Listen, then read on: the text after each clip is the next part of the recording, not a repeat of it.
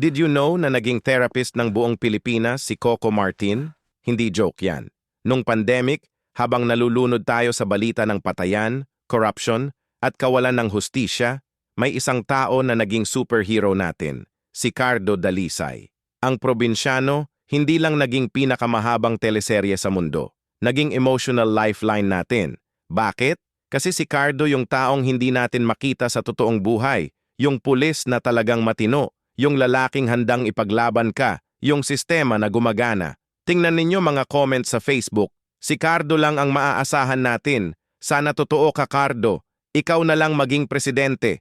Hindi yan biro. Yan ay cry for help ng mga Pilipinong uhaw sa hustisya.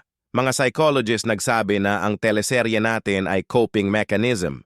Kapag broken ang mundo, we create fictional heroes na mag-aayos para sa atin. Si Cardo became our national comfort character. Kaya nung natapos ang show, parang nawala ang tatay ng Pilipinas. Totoo yan, admit ninyo.